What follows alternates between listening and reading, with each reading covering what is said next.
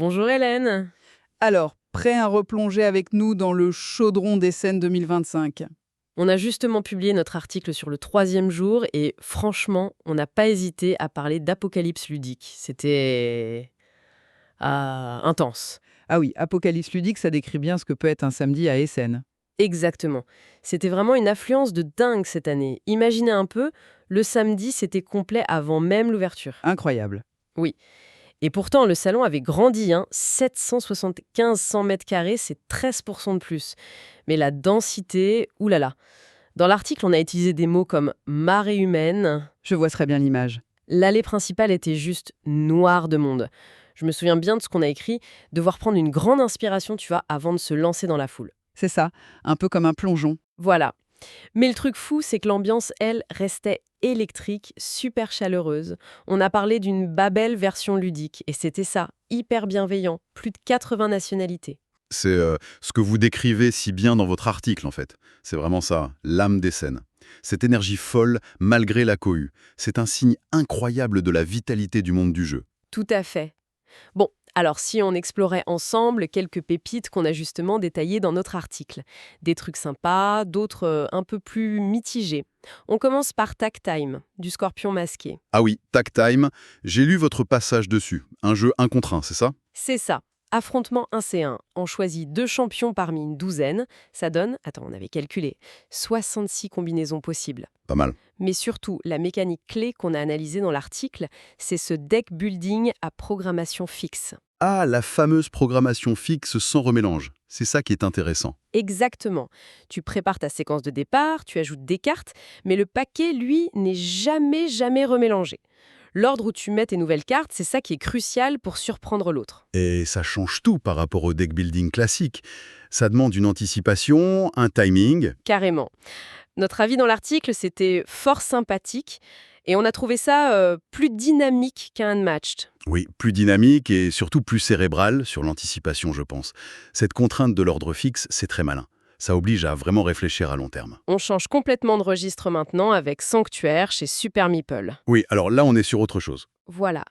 Dans notre article, on l'a un peu présenté comme une version simplifiée d'Ark Nova, une porte d'entrée pour ceux qui connaissent pas le gros jeu. Une sorte d'Ark Nova Light. C'est un peu ça. Le but, construire un zoo sympa, harmonieux. Et mécaniquement, c'est très épuré. Tu pioches une tuile, tu choisis une des 4 actions, point.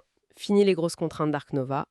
L'argent, la taille des enclos, les projets de conservation, moins pressants. Donc beaucoup moins de tension, j'imagine. C'est ça. Et très peu d'interactions, on l'a bien noté. Et c'est là que ça peut coincer, comme vous le disiez dans l'article, pour les habitués d'Ark Nova. Parce que le sel du jeu original, c'était justement cette tension, cette course, cette surveillance constante des autres. Exactement. Dans ça, ça devient plus tranquille. Trop tranquille, peut-être. Votre conclusion était assez juste, je trouve. Très sage, trop sage. C'est ça. C'est agréable, ça coule bien, mais bon. Loin d'être inoubliable, comme on l'a écrit. Ça trouve son public, mais ce n'est pas le même. Clairement. Allez, on termine ce petit tour avec un jeu qui, lui, a fait un tabac, d'après notre reportage. Carnival of Sins. Ah oui, Transys Games. Celui qui était sold out hyper vite. Dès le premier jour. Rupture de stock. On a qualifié de véritable carton à venir dans l'article. Et il faut dire que la direction artistique, waouh! Racontez. On a trouvé ça monstrueusement réussi. Ce style très graphique, un peu à la pressage, tu vois. Beaucoup de noir, des couleurs vives qui claquent, du vernis sélectif, des dorures. Franchement, ça en jette. Ok, je vois le genre. Et niveau jeu, Eh bien, c'est simple et efficace. On a expliqué ça comme ça. Tu lances une poignée de dés et chacun choisit en secret une carte action. Pourquoi faire? Pour prendre des dés sous certaines conditions ou en piquer un à l'adversaire. un peu de tech date. Oui, un peu. Ou même faire un espèce de bowling avec les dés qui restent. C'est interactif, c'est direct, un peu taquin. Et ça, souvent, c'est une formule qui marche très bien. Règle simple, interaction directe, un peu de bluff ou de mind guessing et une esthétique forte. C'est un cocktail efficace. C'est exactement ça. Pas étonnant que ça ait cartonné. Vous parliez même d'une localisation probable chez Asmodée dans l'article, non? Oui, on a entendu ça.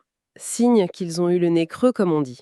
Tout à fait. Bon, voilà pour quelques aperçus de ce troisième jour intense à Essen.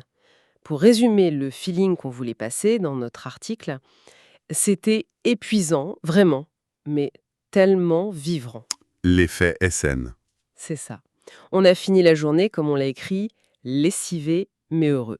Et surtout, avec les étoiles plein les yeux. C'est une belle image. Et au-delà de l'émotion, ces exemples tirés de votre article, ils montrent des choses intéressantes, je trouve. On voit l'innovation mécanique pure, comme TagTime. Oui, Cette tendance à simplifier des gros jeux pour élargir le public, comme Sanctuary, même si ça fait débat. c'est clair. Et puis, l'importance énorme de l'esthétique et du fun immédiat, de l'interaction, comme pour Carnival of Sins. La question, c'est comment tout ça va continuer à évoluer, à cohabiter? C'est une excellente question pour la suite. En tout cas, ce fut un vrai plaisir de partager ces trouvailles et ces réflexions tirées de notre article sur SN. Plaisir partagé. À très bientôt.